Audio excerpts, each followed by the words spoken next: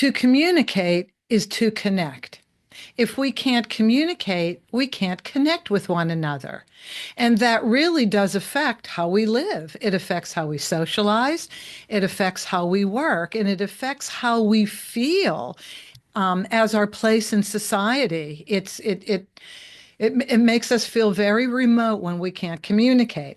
So this episode is about communication and how to get the best communication for your special needs child possible through our guest today, Alicia McFadden. Thank you for joining us. Thank you for having me. All right, so let's tell everybody about you, Alicia, because this is huge. Okay, great. So I own No, no, a, no, I'm going to read it. oh, you're going to read it. Oh, Oh, no, no, great. no, we have this big setup. Oh, perfect. And then you're going to chime in because you have a lot to say. Alicia is a certified member of the American Speech Language Hearing Association, and she's licensed to practice in both Virginia and Maryland. There are less than 100 board certified language specialists in this country, and Alicia is one of that precious few group. I met Alicia in Los Angeles. Alicia, was it about 10 years ago? I've lived here for 10 years, so probably 12 years ago when we met. So, yes. And at that time, I knew you were working with autistic children. Full disclosure, Alicia is my niece in law. So, Alicia married my nephew, Jimmy, my sister's youngest child, when he lived in Los Angeles working with my brother. It is a complete family affair. But that's what this show is about. It's about, it takes a family, a huge family, to make everything happen. Your special interests are in the areas of language and pragmatics. Now, some of you may know what I'm going to say when I say she is also trained in Orton Gillingham and has a ton of education in improving literacy, articulation, and phonological disorders. We'll talk about that. Augmentative communication, we have to talk about that, and expressive receptive language disorders. Huge words, but when you describe what they are, I know our audience is going to say, "Oh, I think my child may have that." Alicia also owns her own practice. It is called Children's Speech Therapy Center in Ashburn, Virginia, and she has just exceptionally trained therapists working with her who work in the areas of they're language pathologists, and they specialize in diagnosing and treating a wide range of communication disorders in children of all ages, including speech and language evaluation, individualized therapy sessions, IEP evaluations, social skills groups, and reading support. Clinicians also focus, and this is where I'm focusing, on preparing adolescents for adulthood. So the whole purpose of this show is to really address the needs of your special needs child after graduation from high school, when they have no social network any longer and they need to find a job. But we have to start before that. The preparation is many years before that. And lastly, from school to the workplace, enhancing social cognition and executive function skills. And I made a note to ask you about that too. So essentially, they equip adolescents for communication and social skills to navigate professional environments and do it effectively. So, Alicia, this is beyond wonderful. And thank you for the work that you do. So, okay, you're going to explain more. When I started this show, the idea for the show, all I knew about you was she works with autistic kids, and that's so minimal to everything that you do. So, would you address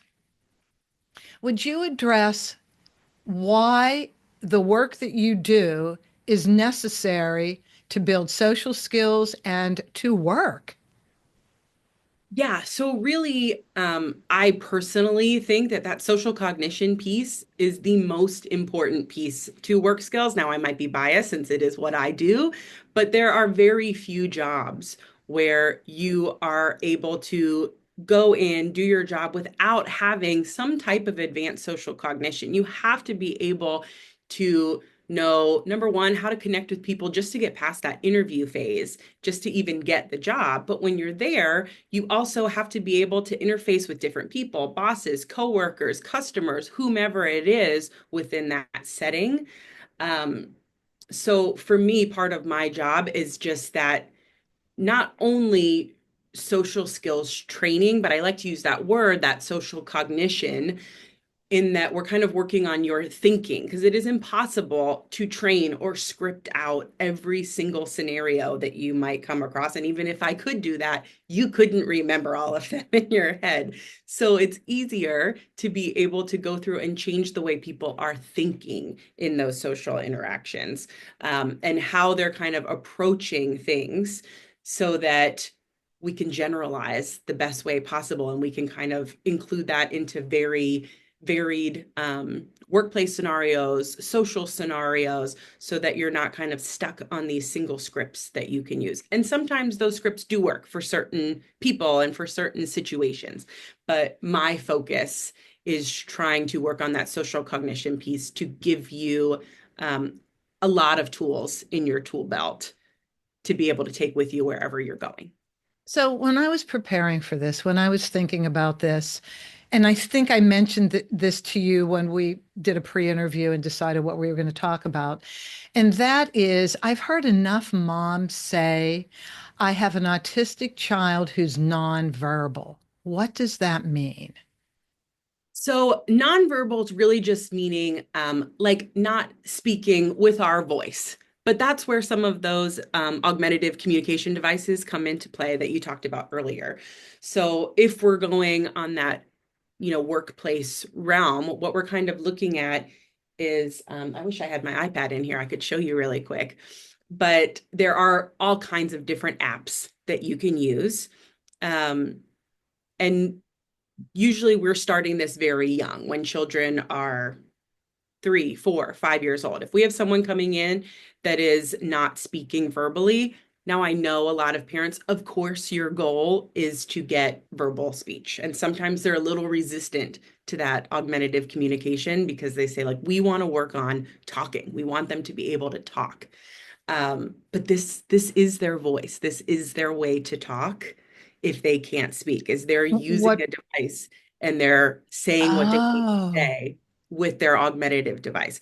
Um, okay. so it Okay, can so they be, would have something like an iPad to use to communicate pictures, words, yes, there are sounds. various apps that will put together entire sentences. So you can put together, I mean, the options are unlimited, really. So we can make it as simple as we need to, but we can also make it very complex where someone can be having the same conversation that you and I are having. They're just having it with a iPad talking for them instead of their voice talking for them. And it does not hinder um, speech development at all. In fact, research has only shown that it has enhanced. So a lot of times when we have children that are going to speak verbally and maybe they don't do that until 7 or 8 years old for some reason or another, but this device is number one helping them get their needs met in the meantime, but it's also a way for them to develop their language as they're going. Um, and then they can pair it with vocal speech as well. And we usually always, model verbally while we're talking with our device. Um, Right. but yeah, Oh, do you use a device too when you're communicating with kids who need that same device? I do No, not. you're talking verbally. I'm talking verbally.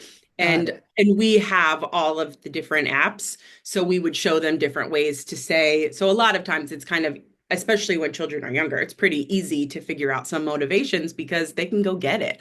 We can pull out toys and different things that motivate them, cause and effect, and games and videos or whatever it is, so that they're able to tell us what they really enjoy. And that helps us kind of tailor that language for them so that we can keep building that language based off their interests and motivations. Okay, this is really fun. Now, you mentioned a couple minutes ago, I think, let me see if I got it right, that there's thinking behind the communication. So they're aware of their surroundings, correct? Mhm. and they're aware of the reason and the purpose they're in a room, a group of people, correct? Yes. So I know that this has got to be more than one reason, but what would a couple reasons be for why a child would not speak, although they're fully aware of their surroundings? Is there fear involved? There could be so many different things. So that could be one thing. There could be just selective mutism where there might be fear or anxiety. They're not comfortable in the situation. So maybe we'll see kids where at home they're talking just fine when they're around their parents. But then at Oh, school, they won't speak at all because they don't want to talk to any unfamiliar people. And usually we'll get mental health involved in that as well because it deals more with anxiety. There's also, there can be motor reasons where just motor planning, your brain isn't necessarily getting those motor movements to your mouth where you're physically able to speak. So you might be thinking all of it in your head and receptively, that's that receptive language. You're understanding everything, but you're not able to output that language. Um, and then other people just develop language in different ways than neurotypical people might. So they might be kids that think more in scripts. So maybe, I don't know, there was a documentary a long time ago. I can't remember what it was called. We might need to fact check your interview at the end. we could fact check and put it in the show notes But without a there doubt. was an interview about a boy that mostly spoke in Disney scripts. And once his family had tried to, it's a great um, documentary for anybody who's not necessarily familiar with the whole Gestalt language processing, which is kind of thinking in kind of these scripts or big chunks of language versus learning a more typical analytical way where you learn more word by word. So he would speak using Disney scripts. And so maybe, I don't know enough Disney to do this, but maybe if something was going wrong, he'd quote Toy Story and be like, oh no, we're falling off the truck or whatever it was, right? So it didn't have Love necessarily that. anything to do with um Exactly what's going on in filling that it, yes. second. But But you can metaphorically, it achieves the same goal, correct? exactly right. Yeah. Oh, So there's neat. a lot of different Neat. reasons. And then there are some kids that have, in addition to autism, they have some delayed expressive language or receptive language, or disordered expressive language or receptive language, where they don't necessarily have access to all of the vocabulary that you and I have. So sometimes having these pictures is making that vocabulary more concrete because it's making that visual for them. Um, and it's giving them a lot more opportunity to use that language because I know we talked about how someone maybe more typically developing might only need to hear a word 8 to 10 times before they can use it in their conversation, while somebody that has a language disorder might need to hear a word 300 to 500 times before they're able to add it Wow. to their accessible vocabulary. Okay. So when we learn to speak, we hear sound and we see movement and we kind of put sound and movement together and we get reactions from our parents and other people. But my fascination is if if a child is not normally making sound Mhm. when they're in their infancy, 1 year old, 2 year old, that doesn't, or does it alter their ability to create sound? Not at an early age. Now, if we're going long term, somebody's not creating sound for 7, 8, 9 years. Um, there is kind of inconsistent research right now that that would be altering their long term abilities to make. Okay. And I know I asked if there was fear involved, maybe in expressing ideas, not so much in creating sound, but expressing ideas, and that becomes the impediment Mhm. to um, uh, to speaking.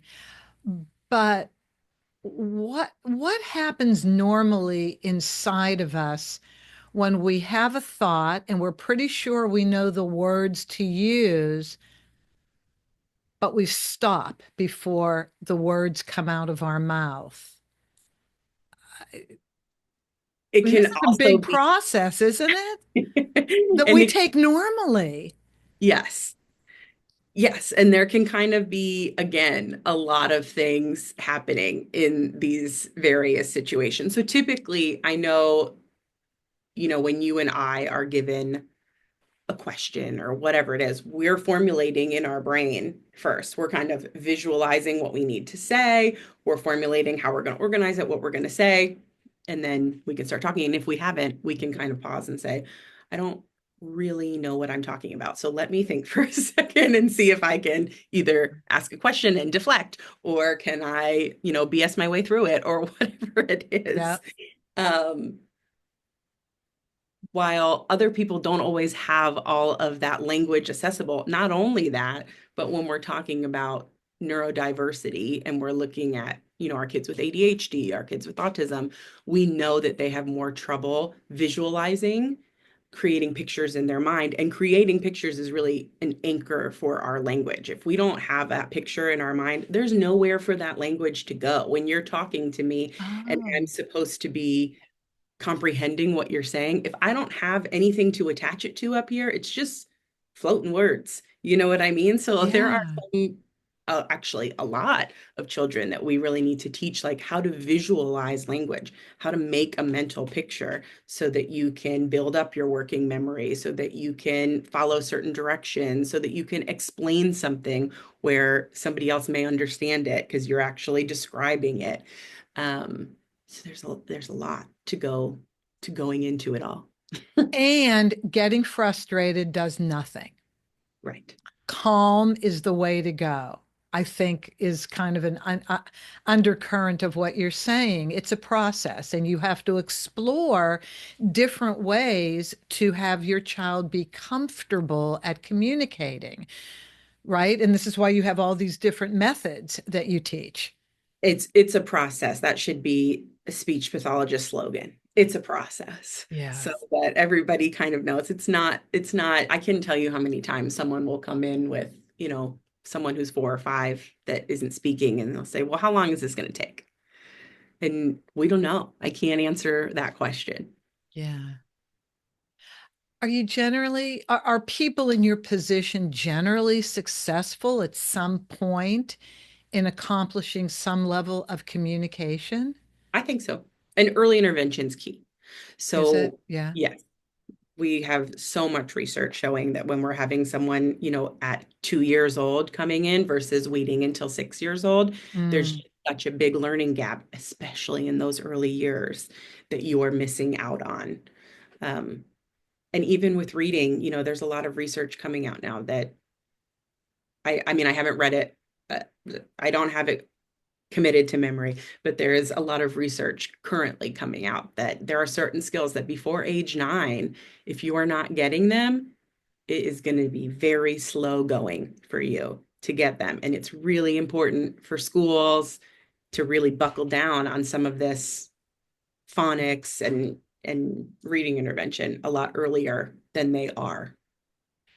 Okay. All right. That's good to know too, because then parents can advance this conversation with teachers if they think it needs to move a little faster. The learning needs to move a little faster. Okay, that's cool. Um, Alicia, what are the most common communication challenges for those entering the workforce? Now, I've just gone from adolescence to and childhood to now they've graduated from high school. And if they can work, I would assume they want to work. Yes, and this is much more my happy place. When we look at early childhood, that is not where I tend to practice. If someone calls, I move them to, I have a lot of people that work for me that are very good at what they do with younger early intervention age children. It is not me. I like the older, the better for me. So there's so much that I think goes into it. For for me, I kind of have this special place, which I know we talked about back in California, I had worked with a lot of children that were 15 to 22 and that were in this transition era, as far as training for work skills, training for life skills.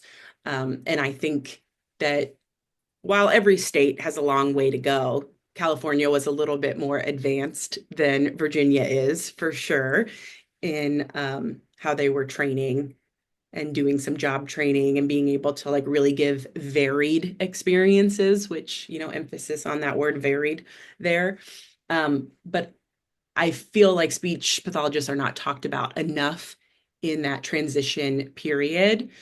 There is so much within social interaction and language and self-advocacy that comes from speech pathology that we can do. I'll say I tend to work a lot on, as far as social communication, I'm working more on, appropriate workplace small talk, greetings, conversation skills, how to answer Oh, questions, yeah. turn taking, active listening, even that advocacy, let's say someone's working at a coffee shop. You get, you come in and your boss might say to you, okay, the first thing I need you to do is put away all the cups. Then the second thing I need you to do is wipe down the tables. And then the last thing I need you to do is fill up the milk stations. That's a very different direction than if he were to come in and say, before you clean the tables, I need you to fill up all the milk stations and stack the cups. So now we're talking where we had kind of a very clear first, second, third to a direction that has a subordinate clause, some conjunctions, and it's a lot harder language to understand, even though it's the same direction, it's the same thing, Yep. but it's much harder to understand one versus the other. So helping kids kind of know what they're good at and kind of maybe what is more difficult for them so that they can advocate for themselves in that situation and say, hey, I'm a little bit more efficient if you were able to break down your directions in this way versus the other way. Or if they're not able to self-advocate, helping their job coach to be able to say, this is the type of language they need. This is how things should be phrased so that their job coach can go and help their manager help them. Because a lot of our kids can do so much, but not everyone knows how to work with them or how to make it accessible for them to, To perform. yeah, to reach their potential. Yeah. So, um, we'll do a lot of like role playing. We'll role play job interviews. We'll role play workplace interactions. Um, then there's a lot of, understanding instructions, figuring out what this means. Also, life skills. When your doctor gives you this direction, what does this mean? How do you follow this direction from your doctor? Or when you're setting up an appointment with your dentist, what do you need to do? How do you go about setting up an appointment? I have a lot of, especially now that everything's digital, I have a lot of kids that just don't know. They haven't talked on a phone. They don't know that they need to pick up a phone and call someone and that these questions are going to be asked. And it can be panic inducing. It can be something that makes kids say, well, I'm just not going to do that because I don't know how to do that. That's interesting. I hadn't thought about it like this. All my thinking was eye to eye. Mm. We're communicating with somebody we see in front of us. It didn't occur to me until just now that communication takes place on a phone. I couldn't tell you how many, I mean, I will spend months working on just texting, understanding what texts mean, understanding the tone that you're conveying through text, trying to infer what people are talking about when you're not necessarily given all the information because things are shorter on text. So not Right. everyone's not being extremely explicit, and you really have to activate your background knowledge to know like what are they talking about? What place are they thinking of? How can I figure out what we're supposed to be doing here? I will spend months just working on text messages and emails. Well, that's such a good point because even for any of us, email does not communicate emotion. Mhm. The context with which words are spoken, um, what's in the writer's mind versus how it comes out and is accepted by the reader could be two different points of view. And even emojis. What some people think That's are right. appropriate emojis that might not be appropriate emojis, or vice versa. Kind of you getting offended at an emoji and saying, well, I don't think they meant, you know, I don't think that red face was meant for you, that they're mad at you. I think that red face was because of the text they sent earlier about being Uh, frustrated at yep. whatever it is.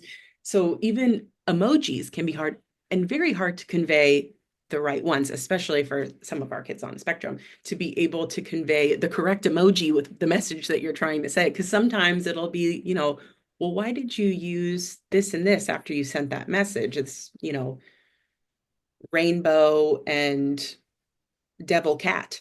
And they'll say, I don't know, I just like those. But they don't have anything to do with what we're talking about. So we have to kind of figure out how our intentions are always being shown.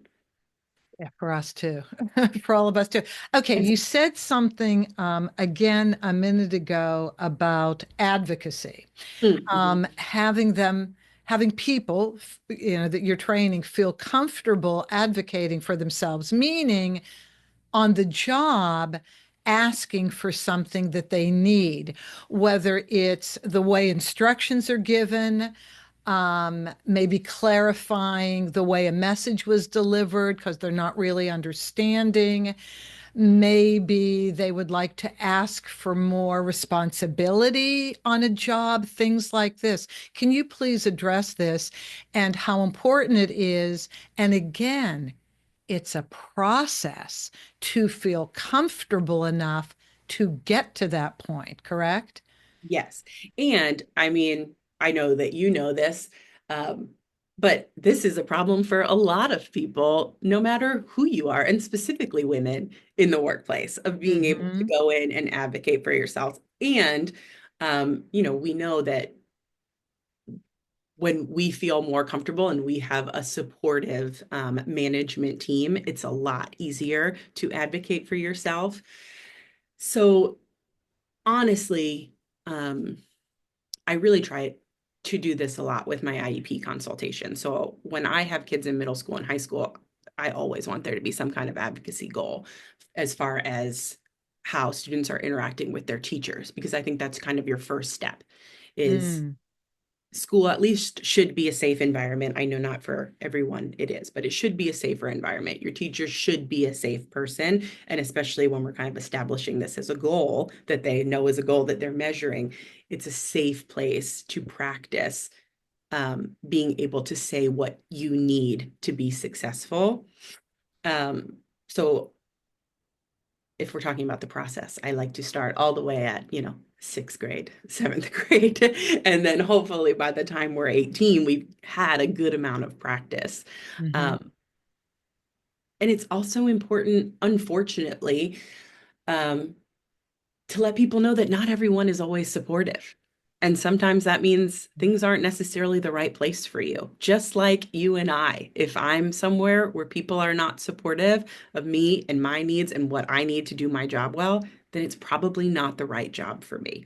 Um, your job coaches also come kind of invaluable in that situation because a lot of times they're the interface between our clients and their boss. Hmm. Um, so they're kind of bridging that gap. So there are a lot of times where I will be training someone and we'll kind of talk about what someone needs, how that translates to the workplace, how it might translate to different job duties or whatever it is. And then a lot of times it's the job coach's responsibility in that area to be able to talk with the boss to figure something out or the manager in that situation. Um, and as they get more responsibility or change positions or move up in the company, we can kind of go back to, okay, these were the things you needed. These were the things that we decided might be impacted. So how can we look ahead at like, okay, now you're going to switch roles. These are the new responsibilities. How might some of these things that you have a little bit more trouble with be impacting this? And we can kind of proactively go at it so that it never really becomes a problem. It's something we're attacking first. I've often thought about this, and that is the employers, there's no training for them to work with people that have any kind of disabilities, neurological learning disabilities.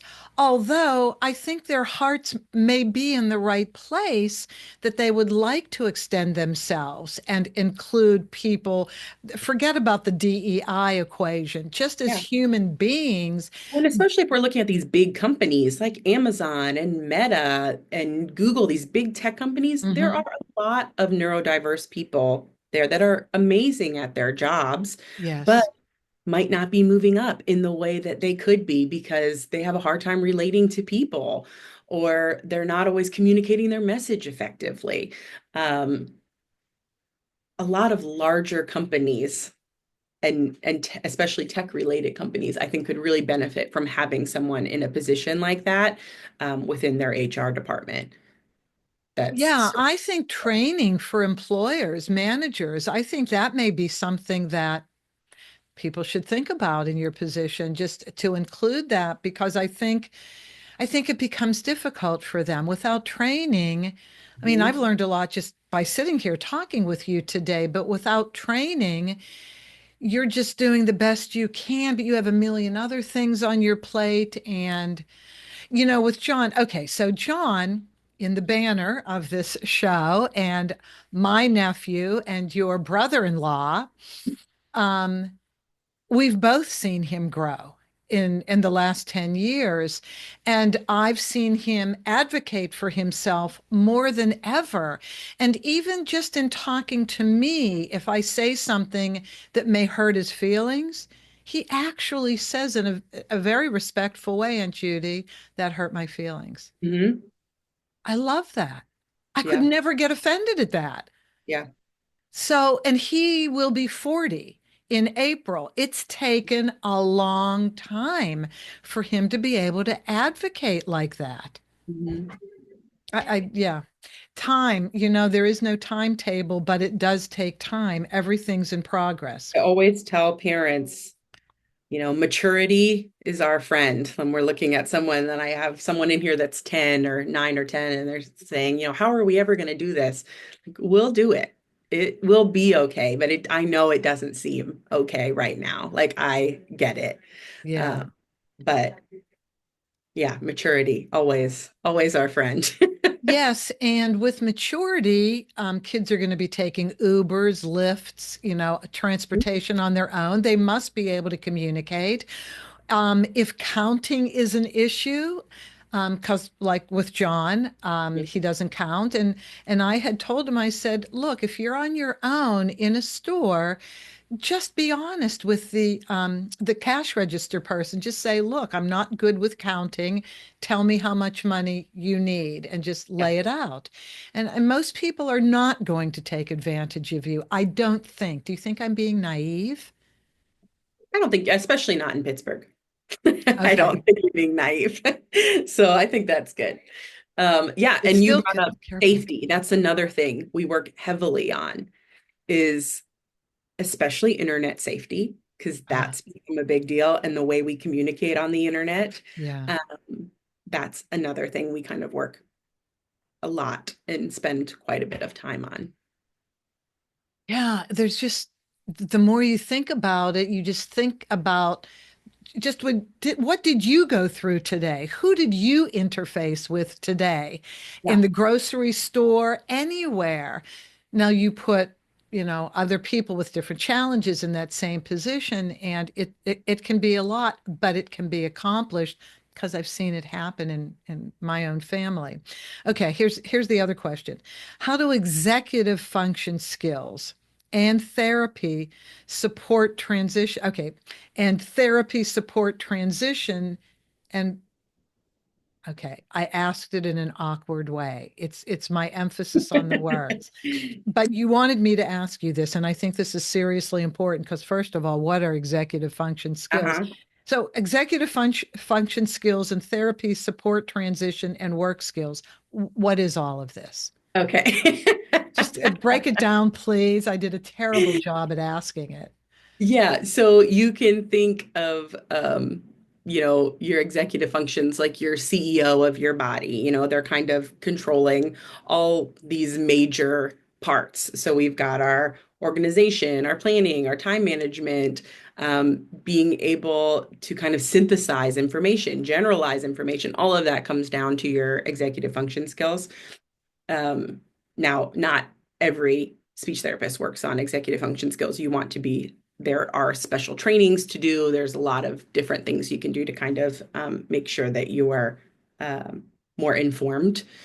So, a lot of licensed family therapists work on this. It's not necessarily just something that I would work on, but I do love it. So, I do personally work on it.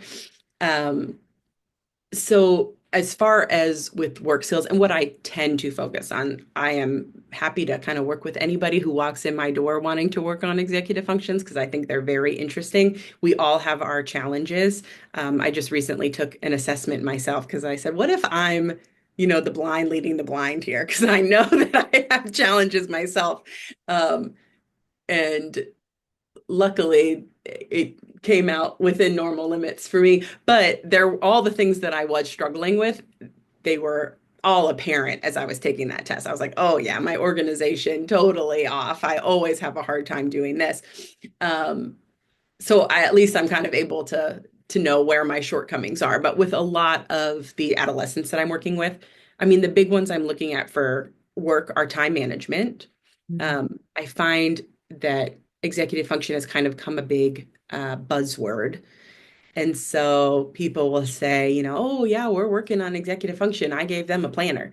And it's like, well, this kind of external tool isn't necessarily teaching them to fix an internal problem. Planners Mm. are great, but there's a lot more into it. And I'll try to make time visual. So I'll take a clock. Of course, my clock's in the back right now, but an old regular clock, like the kind you used to see in a classroom. You can color on them, draw on them with dry erase markers. You make time visual. Here's how much time's elapsed. Here's how much time is left to go. We do time estimation. How long do you think it would take you to make a peanut butter and jelly sandwich? And they'll say 16 minutes.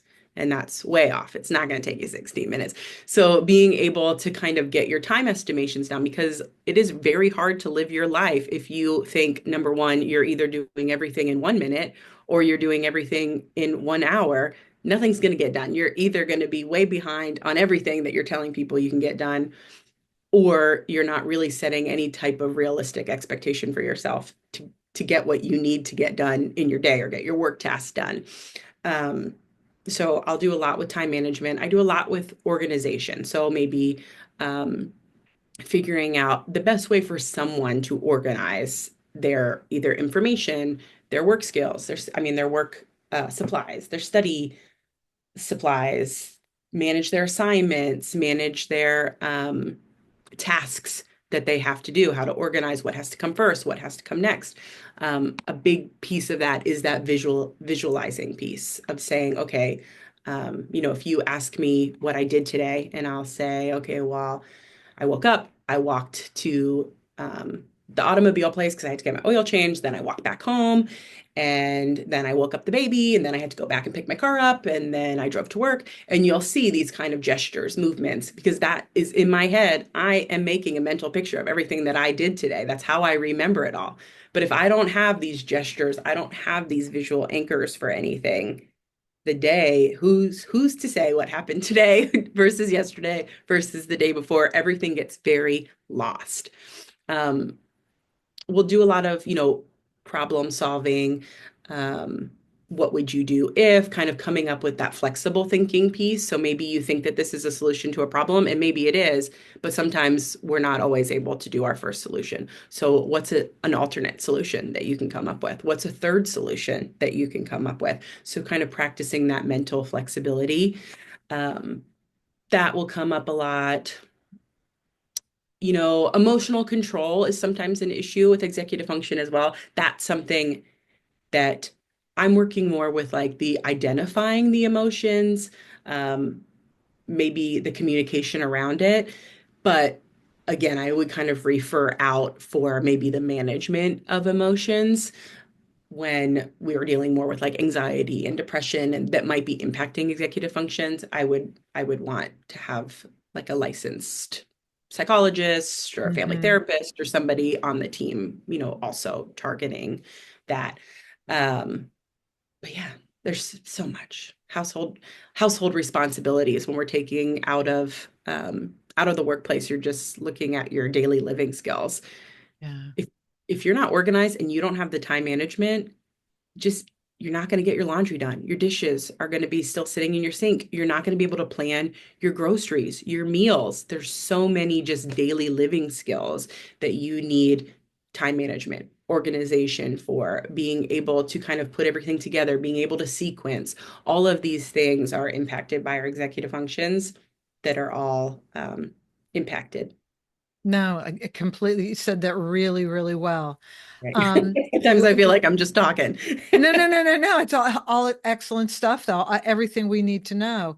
I think lastly, and I think you addressed everything in the questions that I had. My last question was, how do clinicians prepare adolescents for adulthood? But I think you just went through that. Hmm.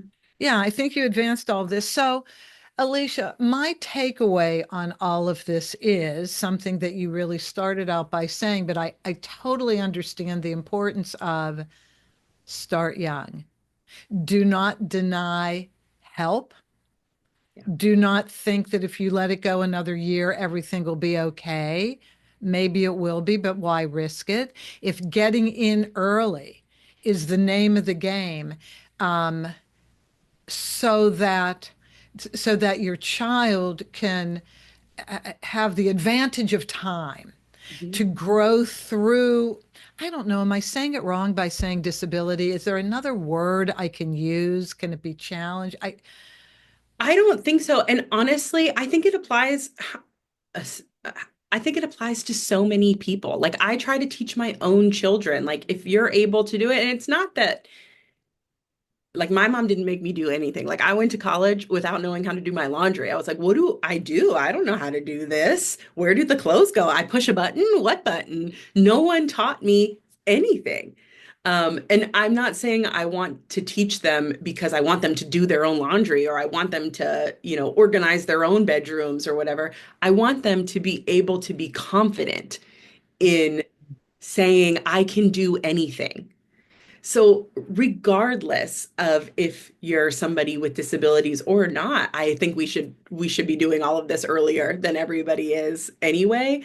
But Yeah. yes, like any of our children with, I mean, I think that you're right to use the term disabilities because there's so many It's pieces not that used in kind a of encompass. pejorative, and I'm Yeah, not limiting the person by using that word. I just right. want to be careful at what I say. Yes.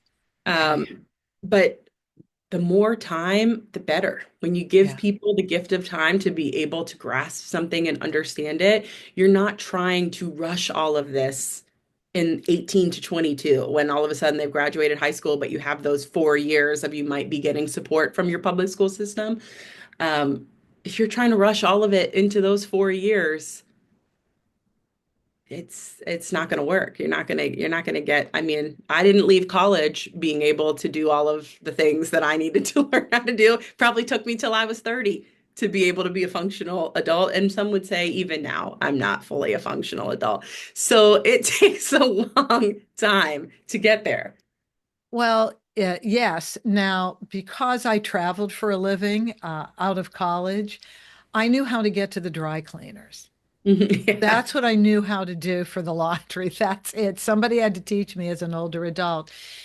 So I was just thinking as we conclude, I was just thinking about, okay, so once they graduate from high school, they're like a little fish in a big pond that doesn't have a definition to it. We can't see the sides of the pond. It's unending. So to wait until um, graduation from high school to teach them any skills in assimilation into society beyond high school, I think is detrimental because what I was noticing with John, I mean, that's been my training ground, with John, he was a very social kid in school. Now, my sister Jerry did get him into the appropriate classes and the appropriate school young enough, when he was in elementary school. So that was great. And because he was social, he had friends. And you know that, parents are friends of the other parents where the kids connect and all of that. And they see each other in school. So there's that routine and there's that social safety net. Mhm. But once they graduate from high school, that social safety net is gone. Yeah. What do you do? I mean, you're used to seeing kids every day. Now all you see is your parent, Yeah. and they may be working. Yes. And it's hard to look around and see other 20-year-olds dating. Who are you meeting? How are you dating? Like those things are very difficult. Um, and I think, I mean, it can easily lead anybody into depression to kind of look around and see other people moving on, and you kind of feel like you're stuck and you're behind. So I think the earlier the better when we can kind of start some of these things where we're building that confidence and that ability to go out there, post high school and say, okay, I want to get this type of job. This is what I want to try. Um, you know, I have been in, I couldn't tell you how many IEPs in the last 10 years. I've never been in one where a transition plan is appropriate, ever. It's always like, okay, well, this person is 16 and they're going to play professional basketball. And then we go in the meeting and I'll say, they're not going to play professional basketball. They don't even play basketball. So they're definitely not going to be a professional basketball player. So why are we not setting these kids up for what they want to do? Or it'll be, somebody met with them one time and they did this interest inventory and said like, oh, well, they love playing video games. I've known this kid for 5 years. He doesn't even have a video game console.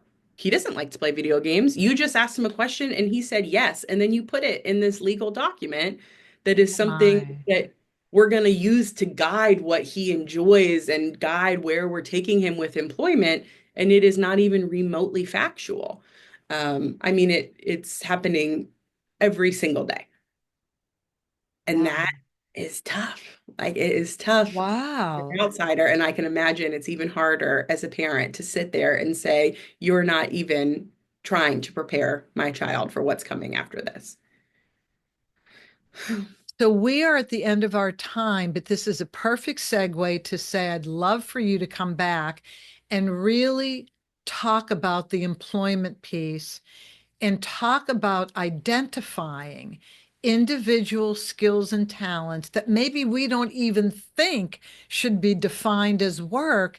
But if we thought about it, there could be these other opportunities to work that an employer might find a place for, might see how that can increase profitability in a very unique way. So that's kind of where I would like to say, I'd love for you to come back, Sure. think about this, because I know when we were talking a year and a half ago, you were starting to really research employment opportunities um, for people that you were working with. And I said, God, that's really good because just putting them as baggers in grocery stores for the rest of their lives may not fulfill them. It may fulfill some people and great, Yeah. but it may not fulfill others. So, can we pick up on that in another Sure. interview? Yeah. I would love to. Excellent. So, Alicia, if somebody moved to Northern Virginia simply to work with you for a chunk of time, is that possible since you're licensed in Maryland and Virginia? They could. Yeah. I mean, there's also virtual therapy, which is, Oh, you oh, can do that? well, I mean, I don't know how much longer it's going to be covered by insurance based on what's going on, but I mean, there's Yeah. always the ability to pay privately, or right now Okay. it's covered by insurance. Who knows where we'll be in 6 months? Well, hopefully with this show, people can get creative Yeah. about how to financially support children for these services. Thank you so much. I learned a lot. This has been marvelous. I know everybody has as well. We're going to have information in the show notes, but there are people who simply like to jot down at the end of an interview a way of connecting with the person, the guest. So, easiest way to connect with you. By email is the easiest way. It's Alicia, Alicia, at children's-speech.com. Thank you, Alicia. You're doing a great job. And this has been a pleasure getting to know more about how you work. And thank you Thanks, for your work in Judy. the community. Yeah. Take care. All And right. for all of you, thank you for joining. I hope this helped you. I'm sure it did. It just takes all of us. And just to leave you with a statistic, 33% of American families have special needs children. You are not alone. Talk to you next Wednesday.